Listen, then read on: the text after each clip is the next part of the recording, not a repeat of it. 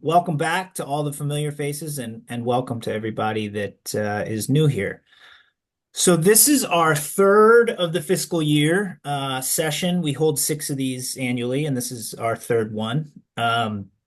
So Nick, if you want to go to the next slide, you can jump on into today's agenda. So we'll do just a quick welcome to all the new people here. We'll do a few announcements. We got a lot of exciting things happening in the world of process and Lean Six Sigma. So we'll do some announcements. And then as per usual, we have a guest spot presentation. Today it'll be BPMO's own Nick Ensley will be talking about metrics and KPIs. And then we'll take a look at where we're headed in the roadmap, and then provide just a few links to any kind of process resources that we do on a regular basis.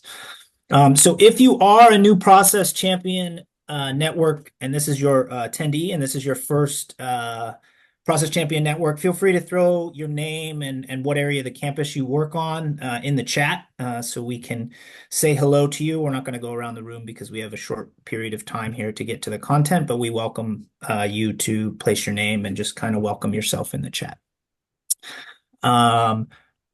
For the upcoming announcements, I'm going to hand it over to Mike Cook. We have a lot of really exciting things. We have some Lean Six Sigma we've been undergoing on the campus, some yellow belt training, and some other things. So Mike, take it away.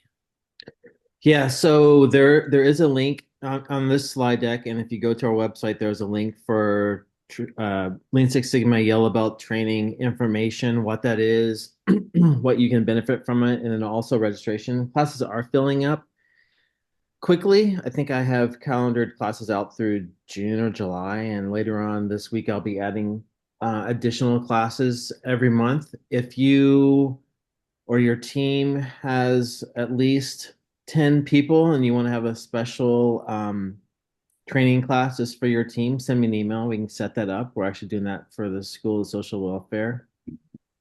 So that's that on that. And it is a cost of $175 per person. You can charge to the chart string, or if you have to pay for yourself, just fill out the registration form and we can work out those details if that's the case. I have gotten some email interest in the Greenbelt training. We are working through that. Hopefully we'll be able to start offering some Greenbelt training in February, March at the latest timeframe is our goal. And there's also been asks of if we're going to have an online version of this. And the short answer is yes, we will, but not until later on next year. We want to try to get as much of this in person as possible, because really, for those of you that have taken the class can attest to this, the interactive games and scenarios that we do are really beneficial. So anyway, we're going to try and do as much as in person as we can before we start offering online version. Secondly, I just wanted to give a quick shout out for this thing called Grackle. And if you click on those two links, you'll actually see from IT's website somehow what Grackle is and then how to make accessible presentations. So Grackle is an add-on for Google. You can add it on to Google Slides, to Google Docs, to Google Spreadsheets, and it helps you assess whether you're, in our case, we're using it for Google Slides, whether your slide is meeting accessible standards, and it gives you tips on how to update your presentation to make it more accessible friendly. Things like adding, I'm losing my train of thought here, but adding alt text for images, font size, and how to use colors and whatnot. So it's a really great tool. I highly suggest everyone check out Grackle. It's really easy to add it, and then read the website on how to make accessible presentations is really beneficial. Yeah, besides the alternate text, it also does a good job of trying to make sure your slides titles align, so individuals who are interacting with the slide reader, it works better for their interaction with it. Yeah. And I believe that this, Nick, correct me if I'm wrong, but I think this particular presentation was the first Google slide deck that we put together that passed everything that Grackle threw at us, right? Yeah, we actually had a couple things we knew we had to pull in from others and had to adjust them from ground up, made sure to build this in accessible way and then test it with Grackle. So Yeah. we're learning. We're definitely trying to make sure we do a better job across the board on accessible content. Great. In the context of accessibility too, just so everybody knows, the captions are on. If you need those, you can click the big icon that show captions, so you should be able to read that. And the second part of this is that if you would like to see the slide deck, it is also in the BCal, so you can grab that and follow along. And just so people know, on top of Grackle, from the last presentation to this one, I happen to be on the stand for the last one, and I worked with the DAC office directly, specifically with some members of that office on the last presentation to provide kind of a learning experience both for us as we try to grow for those with special needs. And so we are moving quite well. So the last two presentations have gone through Grackle, and we're trying to continue to improve and grow in that regard. So if you would like to grab the deck, feel free to do so.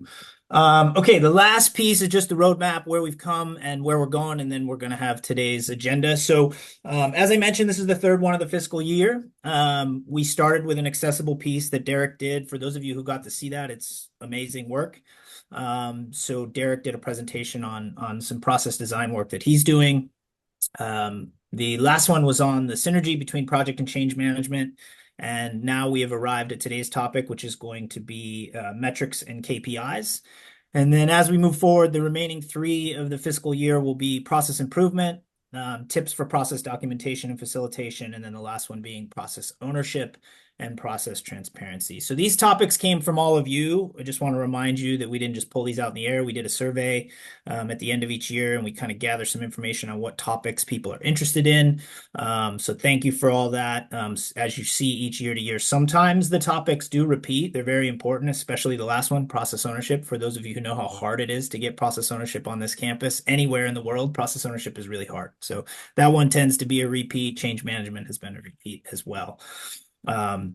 So we will do that at the end of the year again to take people's interests in topics they'd like to see. So with that being said, metrics and KPIs, key performance indicators. Today's topic will be how to use metrics to drive continuous improvement. So I'm going to hand it over to Business Process Management Office's Nick Ensley for today's presentation. Thank you, Chris.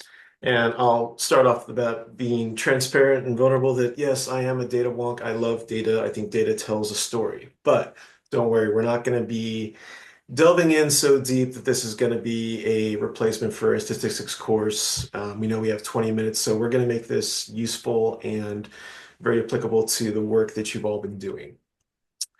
So when we think about data or metrics, a lot of different terms get thrown around. And I just want to clarify, when you see kind of you can see in the bottom right, we have this word cloud of different terms: performance metrics, key results, KPIs, SMART goals. So a lot of these things get used in different places. And what we're really going to be focusing on today is looking at process health metrics or process performance metrics. We're going to try and make sure we're using data to understand and monitor and improve our processes, understanding really how our processes are performing. So that's what we're going to be focusing on today. Before we delve into that, I do want to kind of call out the work that this community has been doing around process documentation. Now, this is just a snapshot of process views for processes that have been documented by this group and others across the campus in Process Manager, the tool we have for the online process documentation. You can see that in the bar, what we're looking at here is a large kind of cumulative graph showing by year how many times processes have been viewed. And in 2021, we had a pretty large influx as a lot of people on campus were realizing that they needed a way for either internal or external facing for people to have access to their processes. So a lot of processes got documented and people were looking at as we transition into a remote workforce. So we had a bit of a drop off after there. We've been around 10,000 views in 2021, 22, 23, we started coming up to 11. And this last year took off. You had almost 18,000 times processes that you've documented were viewed. And this is just in Process Manager. We understand that there are processes on, other tools, other websites that different groups have been using. They're doing the same work, but this is a snapshot we could pull just from this. If you are in the slide deck, this also has a hyperlink that will take you to the BPMO's webpage for process metrics out of Process Manager. So you can take a look at that same data, see how many times processes have been viewed, how many new processes have been created. And also you can go down to a drop down and pull up information specifically to your department. So if you've been doing work in Process Manager, you can take a look at that information. Now I'll call out BPH since you're one of the top ones in the group. The process views that have been captured for the people coming to and looking at the content developed there have been huge. So one of the things we've seen, I know there's a question in the chat, and real quick, feel free to raise your hand, ask questions throughout, ask questions in the chat. So Henry's asking like why we're seeing such huge jumps. So really, a lot of our campus departments are moving further along in process maturity. A lot of the processes are being shared and more people are documenting processes and people are continuing to go back to the process documentation, both for teaching their process performers as a training tool for process improvement. And a lot of units have also started putting web links for external facing processes. So people are interacting with this content, interacting with the process manager without even knowing that they're in a tool that UC Berkeley campus has and has been using. So want to call out the great work that's being done.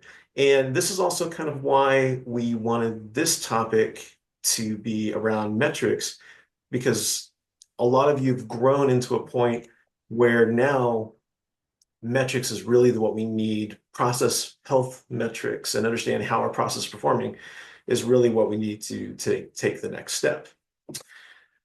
So the work we've done so far around documenting our processes, what it's done has really helped us to make the process visible. We've made transparency around what the actual process is like, the handoffs, who's involved with it, and really surfacing everything that's visible.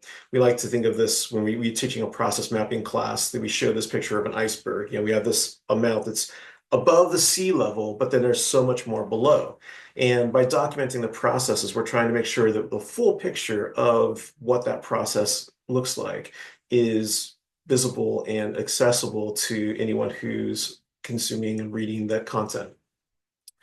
One of the other things that's very important as we document processes, we're starting to standardize. We're narrowing down the variations. As you start documenting, you work with the individuals who perform those processes. You're identifying and, when possible, removing those variations. You've started defining the roles of who does what and who owns the process. And now you have a online tool, you have a way to share it, and that's driving feedback. You're getting information back from the individuals who interact with the process. And this is really starting to show where campus is growing process maturity. Some of you have seen this in the past. We have this adopted a kind of industry standard around process maturity. Chris and Priya from our team did a lot of work to really kind of simplify this 5-stage kind of maturity scale. And when we first started this, we saw that most of UC Berkeley was what we called a stage 2. And in this graph, stage 1 basically shows that, hey, there's not really much work that's been done. We don't really think about processes. Stage 2, maybe some of your processes are documented, they're somewhat repeatable. You've started to define your roles and responsibilities, but we don't necessarily have a single place for people to go to find those processes. We don't have ways to really link your process together. We don't have ways to really manage by the process. And from what we've seen with that graph and the work that's being done, a lot of you are starting to move into stage 3. You have end-to-end processes where they're linked together. You've started defining who owns the process. And this is definitely a great place for a lot of you to be at. I know within this community, we're going to have people along the whole spectrum. Your team may have a lot of things documented. You may just be starting on this journey. So there's definitely things we're going to be going over today. It's going to be useful across the board. But specifically for those that have started documents to move beyond that stage 3 and start getting into actually analyzing and having metrics around the performance of your process. That's what we're going to be focusing on today. So this particular survey, a number of groups that are in this community we've worked with, and you might have taken the survey or you've never seen this in the past. We're going to be sending this out to the community somewhere here in the near future. And, it's going to be useful for you just to kind of think about, where your team or department, where you currently are at in this process maturity scale. And also then it helps you think about like, what do you need to move further to continue to improve how well you're using process to drive your organization? All right. Any questions? All right. All right. Moving on. All right. So why metrics? Why is metrics the next step that we want to use to try and move on in maturity? So metrics are actually going to help us to identify where and when there's issues in the process. With metrics, we can actually have some type of dashboard or a way to monitor how well we're actually doing. You're also going to be able to use then data to prioritize when you need to have maybe a project around process improvement. Oftentimes, a lot of our projects are going to come up because of a individual, maybe a loud individual, someone who has the ear of leadership or even the process owner, and they're going to say that, hey, we need to do this. And that may be very valid. It is their voice, their perspective of what they're experiencing. But when we think about like what's the most important part for us to work on, where is the biggest improvement we can make? If we don't have the data to look at it, we may be spending our time and resources in a place that isn't the most important or most effective for improving the processes that we're working on. So by having a way to measure our process and understand how it's performing, we can better use those resources. And that will also then kind of translate as we start speaking about that and talking to leadership and process owners about that. We can help them start making decisions that are more data-driven as opposed to reactions to events that come along. So these are all things that we're hoping to continue to grow, both in how we manage our processes, but also how we use process management and data to improve how our departments run. And the last piece there is also, as we make improvements to our process, if we don't measure how our process is performing, we can't say, how did it improve? How much did it improve? And those are things that are going to be important for us to justify that these are the right things that we need to be doing to serve the customers, the individuals that utilize these processes.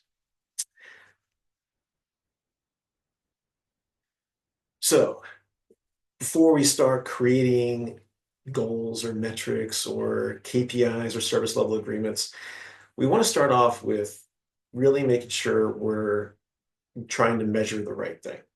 So we're going to be using some terminology that actually you'll see if you start doing the training with Lean Six Sigma or that it's introduced through that discipline. So on here I have voice of the customer. So when we think about trying to make sure that our processes, that we understand them well, we want to make sure that we understand what is the customer need? What is the outcome of this process and how is it in actually meeting the needs of your customer? Now I use this term customer and sometimes here at UC Berkeley, some departments we've worked with, they have a reaction to that word. And, whoever is being served by the audience that is utilizing your process, they are a customer of that process. So depending on your audience who you're speaking to, you might change how you frame that. But again, we are starting to share the Lean Six Sigma discipline more widely and through the training. So I want to also make sure we introduce these terms as well. So we're going to start talking about what is important to the customer, looking at how well the process is performing today. Does our process meet the customer needs? And can we measure whether or not the process are we improving? Is our performance going up or down? So we can make sure that when there is a problem that we do react to it. So that we're going to be looking at voice of the customer and also the voice of the process. The data is the voice of the process. I do want to call out there's one other group that kind of bridges between these, and these are the voice of the process performers. So the individuals who are actually doing the day-to-day work, they're also a great source for understanding what is going on with your process regular from day to day. Where are the pain points? Where are things, even the suggestions for improvements in your process? So that's in the audience that you want to make sure you're speaking to. So for us to start to understand what's important to the customer, in Lean Six Sigma, they introduce a term called critical quality. You'll hear this a lot as CTQs. It's a very simple concept. The idea is just understanding, again, what's important to the customer. So in the Lean Six Sigma discipline, the three most common are quality. So, how well does this process meet the needs, the quality of the output? Is it free of errors? Did it meet the needs? Timing. So how quickly is the process completed? Is it completed in the time frame that meets the needs again? And the last one that is a little less applicable in our environment of higher ed is costs. So in typical Lean Six Sigma, the thought is, would a customer pay for a service, or does it meet, would they be willing to pay that price for it? In our environment, that issue isn't really a driver for the customers. It's really something that we, as the units performing the cost, as we're trying to be more efficient with our resources, we are limited budgets that we have, and being a public entity and being given resources by the the city, the state, the government, everything that we have, the driver for improving efficiencies is really on the department that we're doing. So when we talk about voice of the customer and what's critical to them, it typically comes down to, is it done right? Is it done well? And how quickly does it turn around? So those are the most typical things that we're going to see.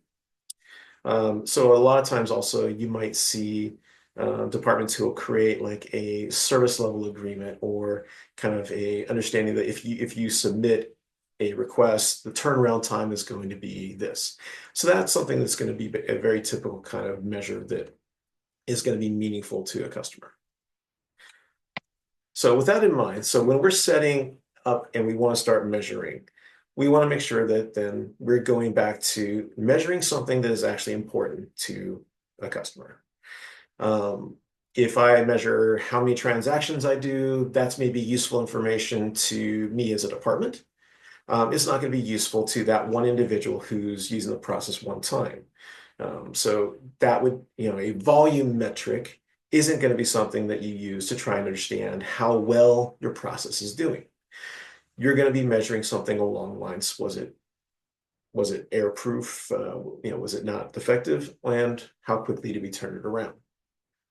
So those are going to be kind of the most common goals that you're going to be setting for your processes. So when we think about that, then on the time scale, how quick we turn around, a lot of the processes that you may be performing might be embedded or part of a campus system. So you might have something that you can use, CalAnswers or some other campus system, where you might have a timestamp for a request that comes in, and you might have a timestamp where a case is closed, whatever you're working on. So you have some way to be able to try and measure, how long did it take for this process to be completed. If you're using a Smartsheet, a Google Sheet, something along those lines, you can also track kind of the completion of phases of a request. In fact, Smartsheet, a lot of times you can actually have it automate that. So if you have a checkbox that someone fills out, you can have Smartsheet automate a timestamp of when that was done. So there's a lot of ways that we can build into our processes ways to capture that data. So we want to start again, think about like what's important to the customer. That's what we want to try and measure. So can we build it into our process to measure it if it's not already there? So a lot of times those will be options to you. You may have a process that isn't as much in a system, and it's very hard to capture that kind of data. So for those, when we've worked with some departments, we will actually do more like a manual kind of checklist type of activity. And it's not something you're going to do every time that process goes off necessarily, but you may have a periodic review of trying to understand how well your process is performing. So those are ways that in kind of those two use cases, you can start capturing that data. In the slide deck, you can click on the link down here. We have a sample data collection tool, and it just kind of walks you through thinking about the steps in your process. Where is it being performed? Who is doing it? Is this a meaningful step where a customer and or leadership, would want to see that data? So it'll kind of help you walk through thinking about, what is the right ways for us to capture data and how can we capture it? What systems are involved? What processes are involved? The last piece on this is the ability to kind of track errors and complaints. So if you have an intake of when you're receiving feedback, when a customer raises a issue that there was a problem with this, do you actually keep track of that? How often it happens, and maybe also what type of issue or error and how is it resolved? If you're not tracking those, then that's data that you could use to help you understand, where there are issues in the process and help you start understanding where you need to make changes. Where is it important to really focus some of those limited resources we have to improve a process? All right, so I'm going to take a pause here. So does anyone in this on today, do you have a process that you think you wouldn't be able to use the system to track, or you're kind of thinking about like, is there a way for you to do it? Just like want to hear some people's thoughts right now. When, you know, are you doing this today? Is this making you think about ways that you could possibly use some of your metrics and your systems and your tools to track how well your process is doing?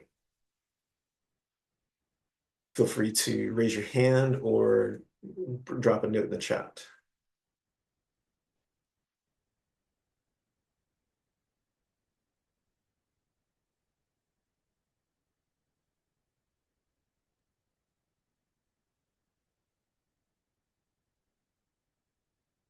Allison.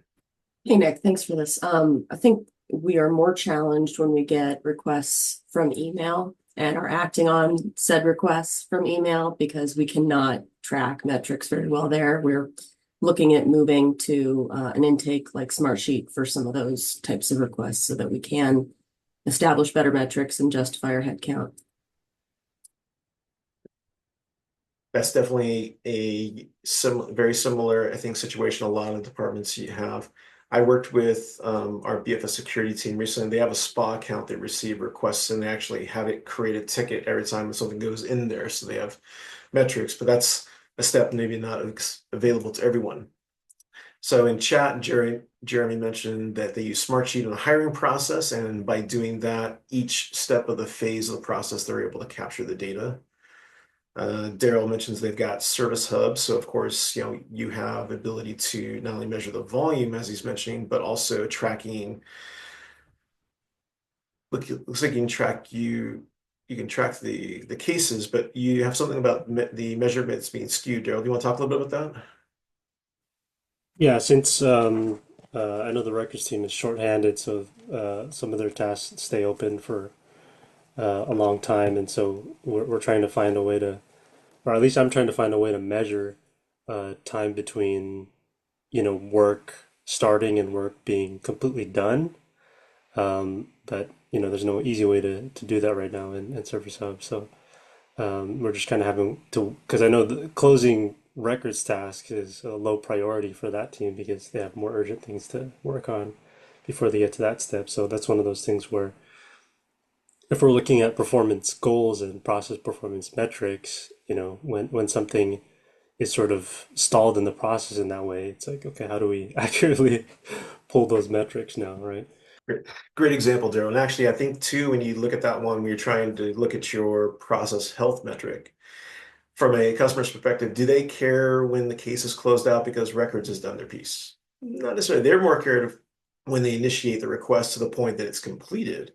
So if you have those steps along in your process where that portion of the not the whole case, but maybe those tasks have been completed from beginning to that point, that would be a metric that maybe is more useful and more accurate for you today. All right, so feel free again, anyone, questions, thoughts, to raise your hand during. I'm going to go ahead and move on to the next slide. Real quick, actually, Ingrid dropped another one. So our question is, how do you incorporate resources? For example, what resources you're handling, what tends to at times be a point of contention, needing to adjust for improving a process, whether people or systems or both.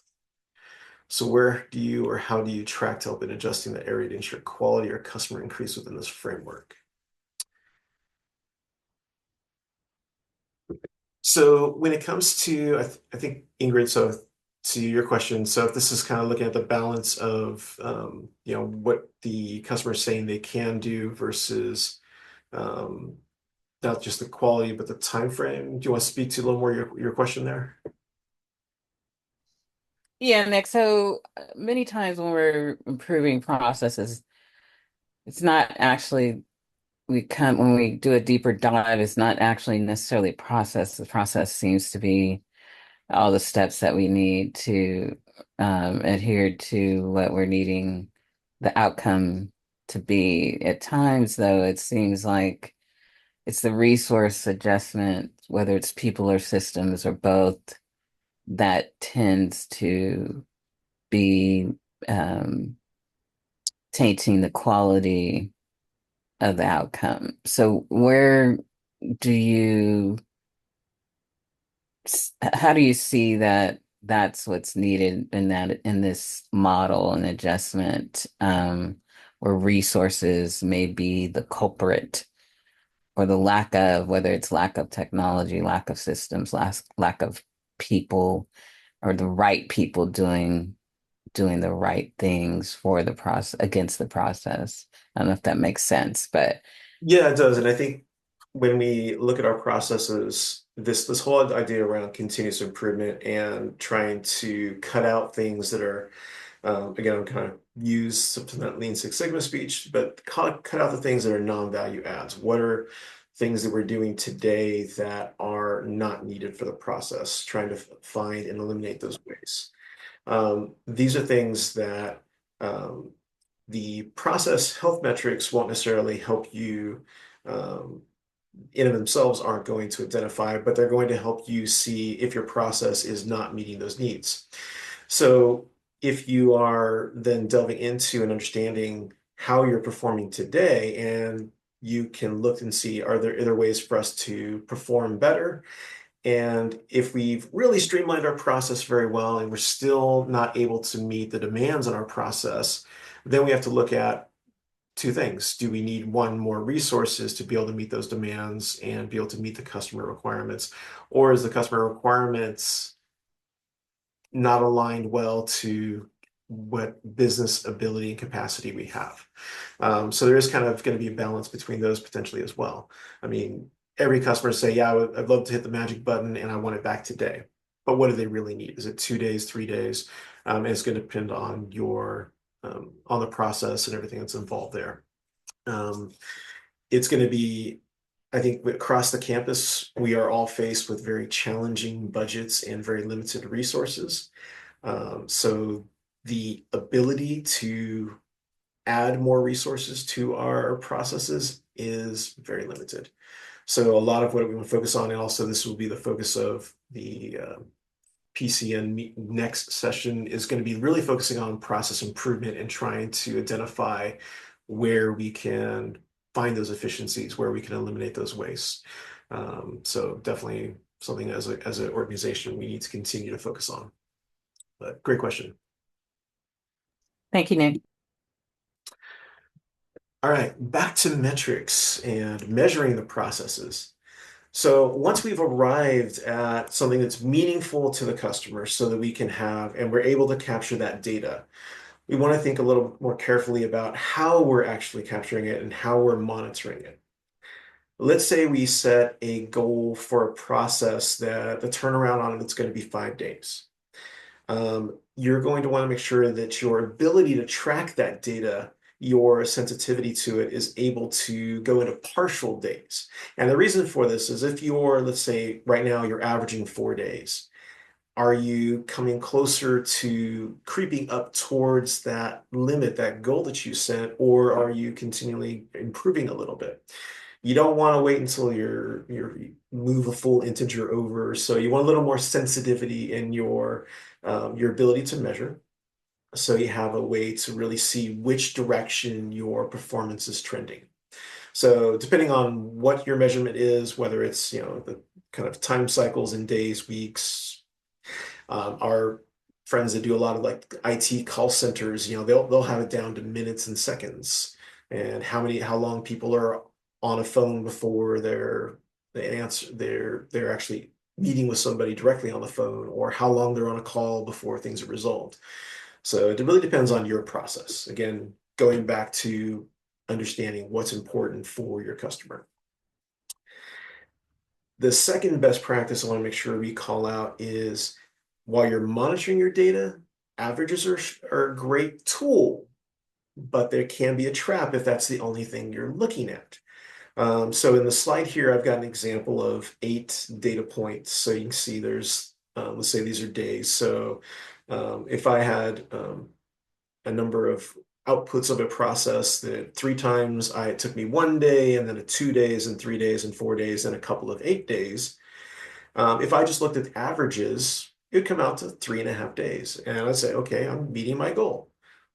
But if you don't look at how many of your outputs are meeting the goals or not meeting your goals, then you wouldn't realize that 25% of the time, those 2 8 days were outside of what we've set for a goal for this process. And those customers who were experiencing that, they're way outside that average.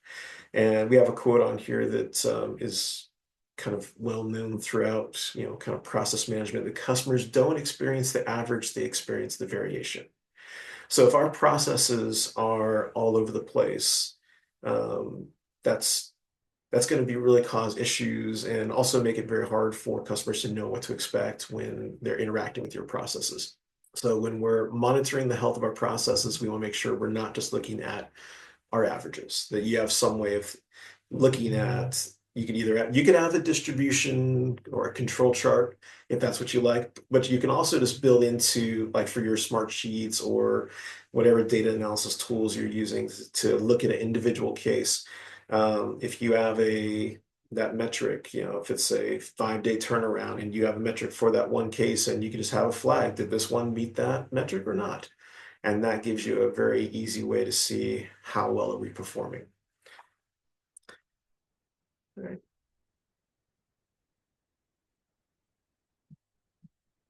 All right, so a few other things to think about when you're monitoring the performance of your processes. How often do you need to review? And that's going to be different based on kind of your volume, your capacity, what tools you're using. So if you have if you have like a call center, they probably have live dashboards that their managers are looking at, and a flag will go off if they start seeing too many people waiting, or the time taking too long. Most of us will probably have something where we're going to pull data once a month after maybe a GL close, or just, it's a nice, easy time cycle for us to look at. Whatever is important to you, just make sure that, we are building this into kind of this regular cycle of us reviewing the data and making sure that we're keeping an ongoing review of that, seeing how the data is trending.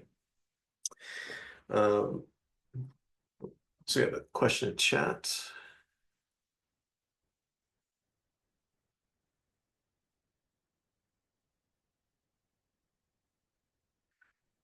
So, Ursula, questions around manual data and historical data. Do you want to kind of speak to that a little more?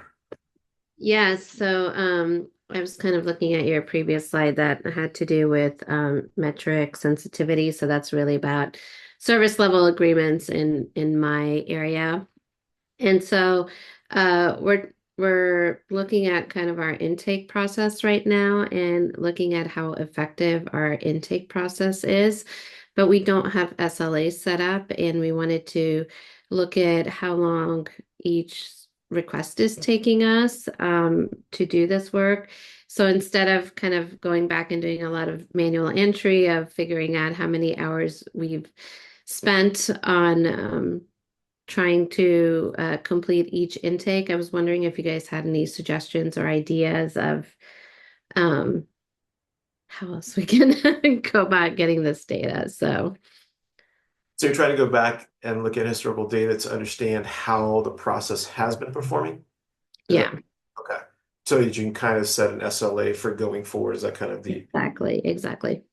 one thing I would look at too is before you do that, maybe try and make sure to understand, has there been any significant changes in the process before you go back and rely on historical data? If there has been, then some of the historical data may skew how you set up an SLA today. Now, Yeah, there has been. So yeah. Can I add one point here, which I think is important, is whoever you're delivering back to the kind of customer, client, or partner, having conversations with them, even without an SLA, so that you can understand their expectation. They may say to you, well, we expect this to be done in 3 days, and you can't do that. But I think starting to talk to them and get them, even if you don't have a said, you're still collecting data, I think it's really important to talk to them, get what they think, and help them understand what you're doing too. That way it can help inform what your historic data is. Because historic data, we also need to be really careful on. It's a great metric, again, for the performers of the process to say it's taken us over the last 10 years. You have data, it's taken us X amount of time. But we don't want to do stuff the way we always have, even though that's helpful to let us learn. So I think getting out and talking to whoever the service you're delivering is can also be really important, even before SLAs, because I think it also builds trust in that process. So I just wanted to add that piece.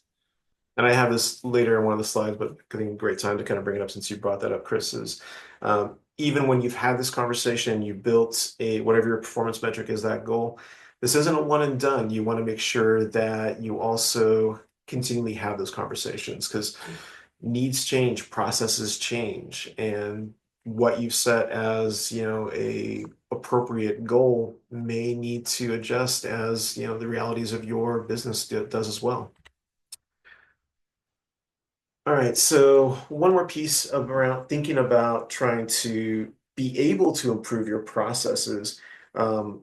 When you're building your process and how you're able to capture the data, think about ways you might want to be able to splice that data up and to be able to look at a portion of the whole data set. Oftentimes, this will help you find those stories about what's actually going on in the process, especially when there's maybe a subset of types of transactions that are the problem or a piece of the process that need to be fixed. So think about in our environment, oftentimes these are things like, the initiating department or the title code that's related to the request. Maybe it's a transaction size or a dollar amount of a transaction, depending on what kind of processes you're working on. Maybe it's the individual processors, the departments. Is this a time of the year when you have volume spikes?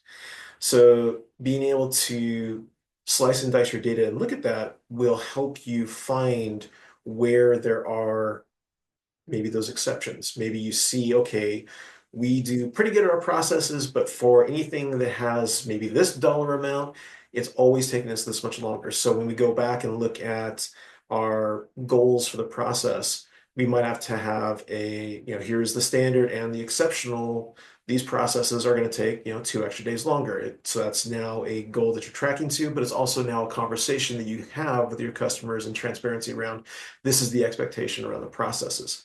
But if you don't have ways to parse the data out with these different factors, you're not going to be able to surface those kind of stories and understand what's going on in your process. So think about those things early on as you're building your processes or as you're trying to move into metrics. Hopefully you already have a way to capture them. If you don't, then think about, is there a way for you to add something, either a field in your columns for spreadsheets or in your data sets, check boxes, where you can actually capture this data and make it useful for you. So as we move into monitoring, so we brought this up, make sure that we're looking at our performances against the customer needs. We mentioned kind of the customer needs may change, so don't think that this is something that you're going to set in stone. It's going to be that way for the next 10 years. And ultimately, what we're really trying to do is make sure that both the data for the process and the customer experiences, that these are both elements of feedback that really we're looking at, we're bringing into as driving continuous improvements. We're always going to need to find a way to do a better job or more efficiently with our resources. We are in a public entity. We have limited budget, limited resources. Our staff are continually being asked to do more with less oftentimes, and we need to maybe sometimes change that perspective, but it is a hard thing that we have to deal with. So if we don't make our processes more efficient, then our process performers, our staff who are doing the work, it's going to drive their frustration up. It's not just the customers that are going to be experiencing the challenges of it. It's also our staff who do the work. So we want to empower them to really bring improvements to the processes. And we want to open up those channels of feedback and also monitor the processes. So that's really just kind of a understanding that both the voice of the customer and the process is our channels to really understand how are we doing today and help us look for ways to improve and both monitor and measure that our processes are meeting the needs, and hopefully we're staying at a good performance level. And if we do start seeing that our performance is drifting up and not meeting the needs, that we can then make sure we take a look at it. So that's going to be a segue into next session. We are going to be focusing on, when you identify a process that's in need of improvements, trying to identify what those pain points are and really look at equipping you in a way to be able to easily take bite-size problems, run it through a repeatable solution process, and continually improve your processes. So we'll be focusing on that in our next PCN. So we have about 10-15 minutes left. Want to just open up this opportunity for anyone to share successes and challenges, whether it's efforts that you're doing to drive process improvement or process documentation in your unit, or if you've had experiences around the topic we've had today around trying to bring understanding of process metrics and measuring the success of your process. Just want to hear from anyone in this community. How is it going in your department?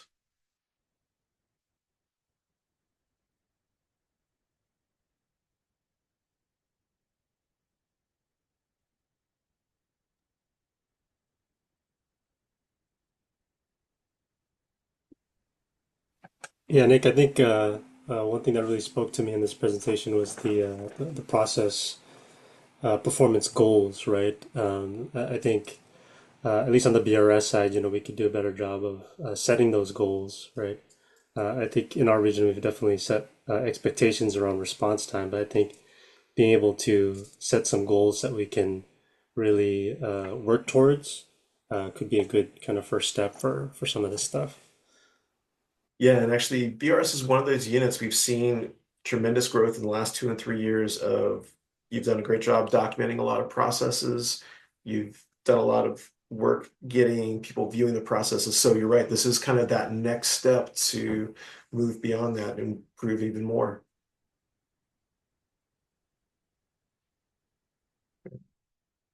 Henry. I just had a question. Like a lot of what our work does in research administration is about risk mitigation.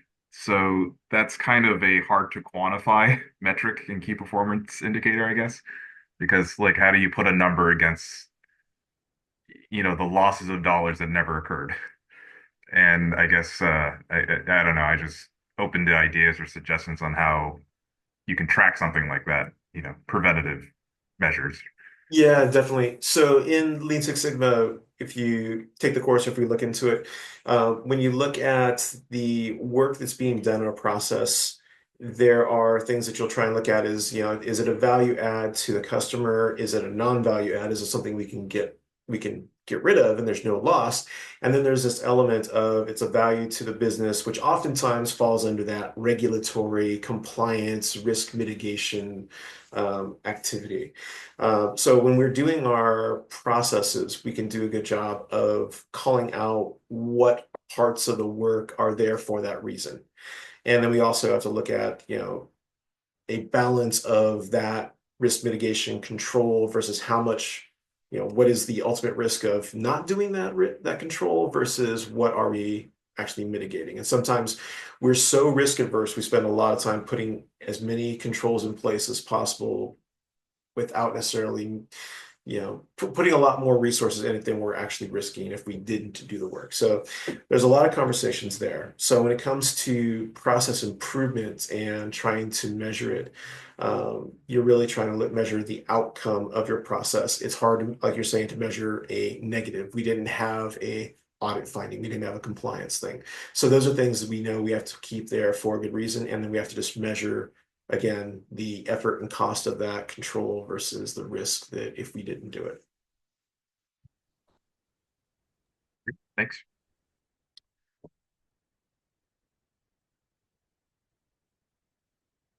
And Daryl had a great thought around if you are wanting to survey kind of your how your processes are doing or get information from your customers that we have a lot of very knowledgeable folks in the social sciences humanities that are great at developing surveys.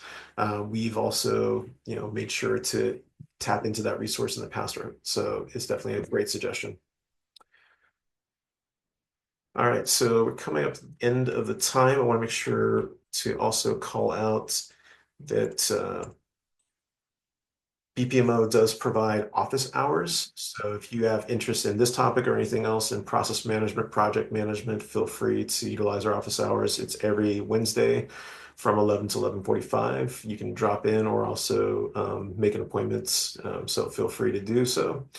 And if you have interest in and you're not already utilizing Process Manager, you can get access to the tool and you can get training to be able to create content in the tool. And Mike, there's a question on Lean Six Sigma, if it's only available to UCB staff members or also others. And I believe we have looked at allowing from other institutions.